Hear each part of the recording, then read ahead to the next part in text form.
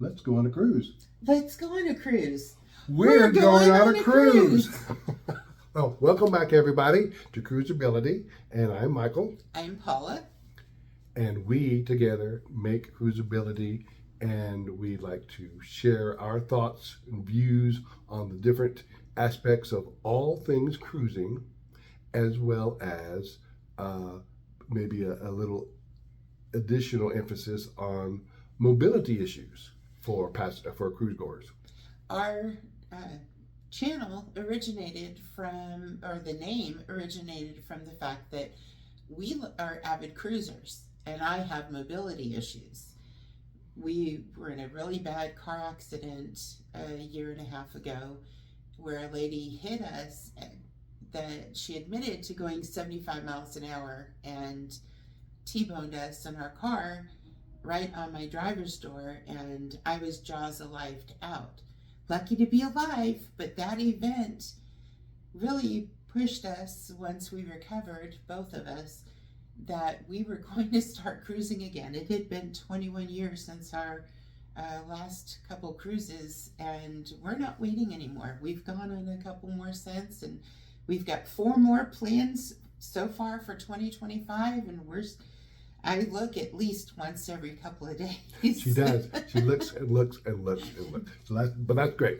Always looking for a deal. But as you can see, that one event has kind of molded our perspectives and views about the future and what we're going to be doing during that future. Yes. And we love cruising, but there are some things that, today I was looking at John Hill's post, and first I want to explain his question that he originally brought up. What is okay to take when you're on your cruise and what isn't? He wrote about this lady who was upset with Carnival because she got a slap on the hand when she went into the Fahrenheit 555. She had paid for a steak dinner and decided she was going to take the salt and pepper shakers with her and stick them in her purse or her bag and take them along with her, and she got caught. And she got very upset for however she was reprimanded, and she wrote into John Hill's, and his response was really quite humorous. You go in, he said, well, does that mean that if I go in and have a pair of 6XL pair of underwear, I can just walk into a dealership, take a Tesla with me, and stuff it in my pants, or take a bunch of steak and stuff it in my pants? That it's totally okay. It's acceptable. It's factored into the cost. Now, that was what the lady had told him, was that she was from San Francisco and it was just expected and factored into the cost of doing business in San Francisco, and every store manager and business expects it. So it was okay, and she didn't know any different on her cruise. And so that was where John proposed the idea of his 6XL pair of underwear, and he was going to move to San Francisco too to go get himself a Tesla and some steak and put it in his underwear. We all know that if you, for example, sign off on getting just a towel, to use during the day, the beach towels, mm-hmm.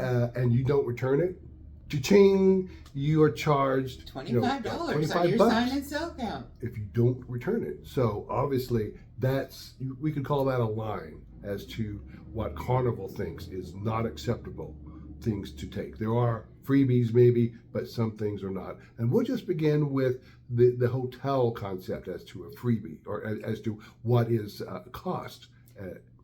We'd like to hear from you below. Tell us what you think is acceptable and included in your cruise to take home with you. I mean, do you take an empty, well, you can't really take a water bottle on the ship with you, but if you buy water bottles there on the ship, can you take your water bottle and go fill it up in the shampoo dispenser? Is that something that you can fill up and just take home with you? Where's the line? is that considered a freebie, or is that some line Of or stealing. unspoken line between a freebie and theft? Now, can I go into Five Below just because I saw this cute little duck basket and decide that, because I love ducks, that instead of paying for it, I could have stuck it in my bag and taken it with me? Would that have been okay? I don't think so. My mother wouldn't have thought so, and I was certainly raised it was not okay. Could I have taken a smaller duck and taken that with me off of the store shelves that are selling them? Or even a smaller duck? I don't think so. I think if something is being sold, you don't take it. It doesn't belong to you. If you're borrowing something, you don't take it. It doesn't belong to you. Now, maybe that's why Carnival has started charging for the beach towels, or you put a deposit on your card. If you don't return it, you pay for it. So you get the idea. Where does the line, are the gray areas really gray areas? Now, maybe that's why the we pencils. know, for example, as experienced cruisers, that you can go to all of these different jewelry places at all the different ports, and many of them have those little Free freebie charms. that Paula loves to collect. And as you can tell, she loves the ducks as well. In fact, we're going to do a video with her wearing her duck hunter shirt one day. But maybe this is why Carnival now does the little half golf pencils instead of giving a full-size pencil or, putting a full-size pen in the rooms. They no longer do that. When we did our first cruises, they had a pen sitting on the desk. Yep. Maybe people were stealing them too much, and that's why maybe people assumed incorrectly that they were for them to take home, because they gave the little pad of paper that had like 3 or 4 pages. They didn't expect the pages of paper back, but I guess they didn't want people to take the pens, and people were taking the pencils too, and so now they've changed things a lot. So on a scale, think of it this way. If you know that it costs you $25 if you don't return that towel, and the shakers, okay, I guess they could be collectibles, but clearly Carnival does not think that they're collectibles. And so could you put in comments below what's between something that costs you if you don't return it and something like a charm or some other item that fits in that range? Where is that line? I think the difference is the charms are given. They're freely given. And you, especially the barrels, you go into the Effie store and they will give you the barrels, which, by the way, if you did not know, go into the Effie store the first day when they're open, and they'll give you a list of the different barrels. These are like charms that you can put on a chain. I just learned about this, and all the cruises we've been on, I just learned about the barrels. So I'm going to start collecting those too. Another useless thing for my kids to decide that they don't want when I'm gone. But, oh well. They're just fun. It's a little free souvenir. You go get the barrels, and they provide the free chain for you. Now, I'm sure it's not gold or silver. It's just a plated something or a nickel or whatever. But it's a free souvenir to take home. It's fun. Now, speaking of another freebie is Paula loves to do beads. And so what you're going to see on these cruises that we are aboard, you're going to see her beaded bracelets that she puts together, and you'll see words on them like Cruisability and the QR code, and so that's a freebie. I've made a few hundred so far for our next cruise. If they're in a little bag, and some people will put keep or hide, you decide, and they'll put them on their little ducks and hide them, or they'll put them on. Now people are starting to do bracelets. I found one on our Alaskan cruise last July, which is what prompted me to start making bracelets. And oh my gosh, it was just a few little simple beads on a little elastic band, and I just thought, oh, what a cute idea, instead of just doing ducks.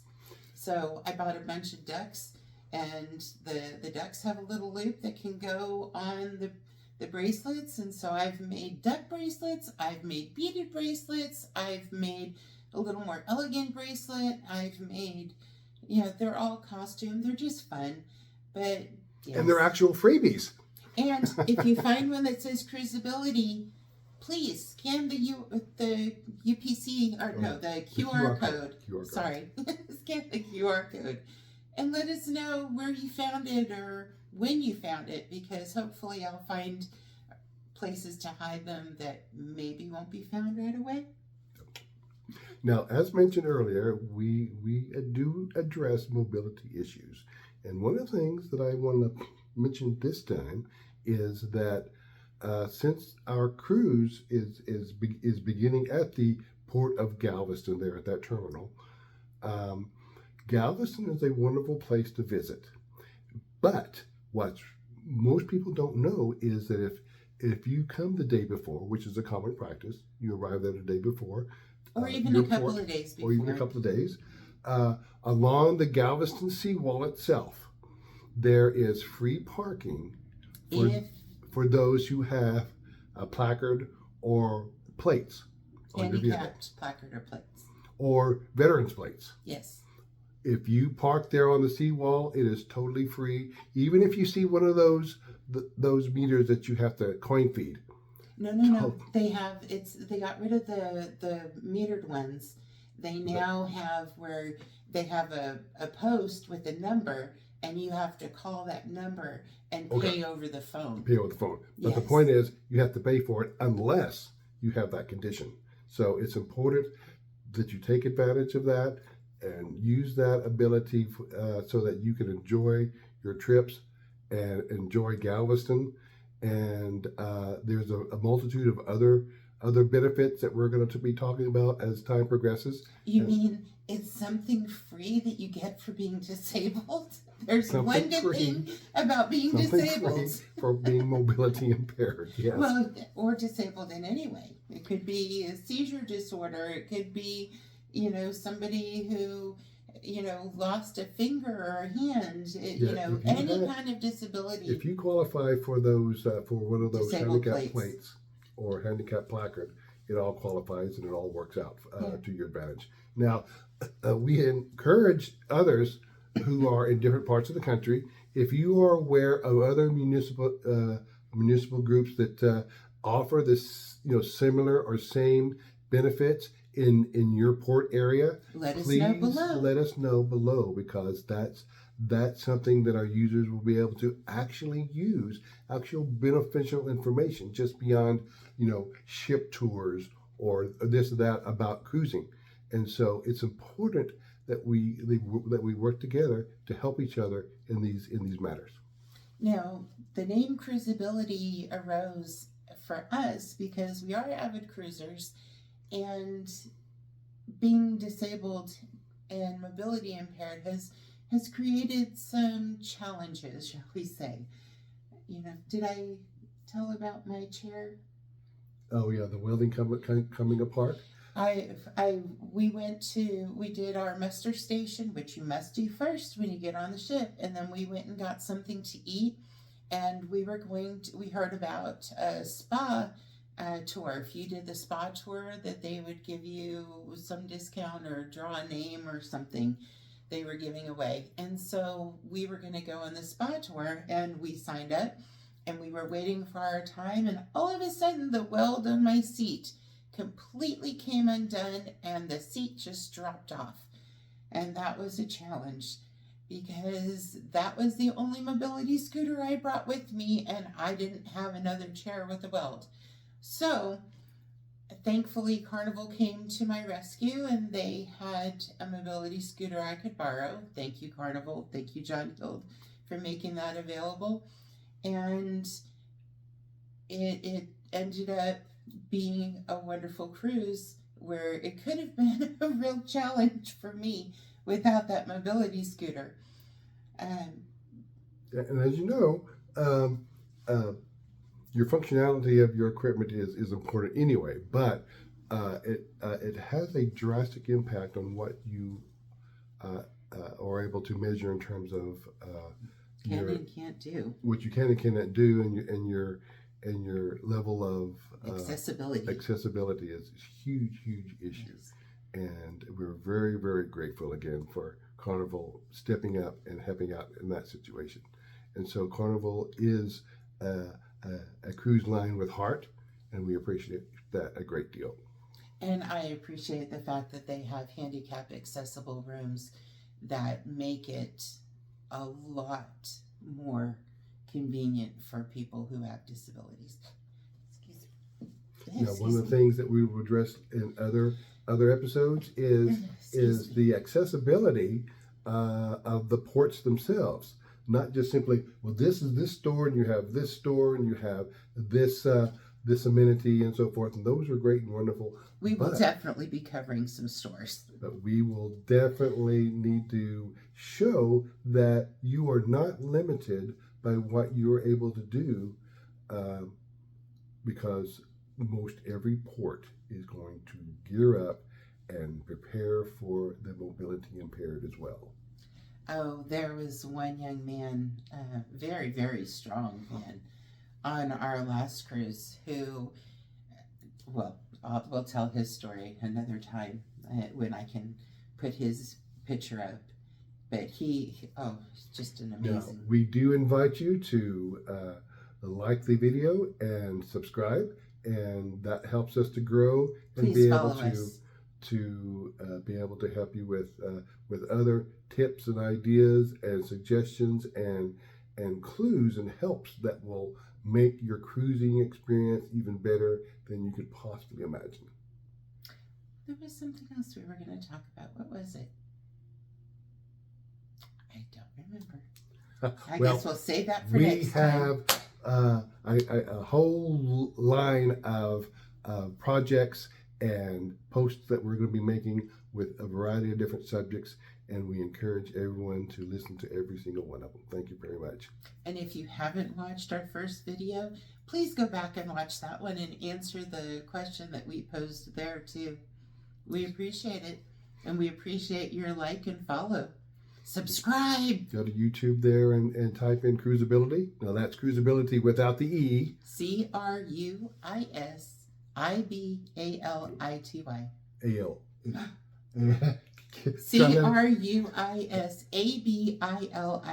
Did I spell it that's right. There we go.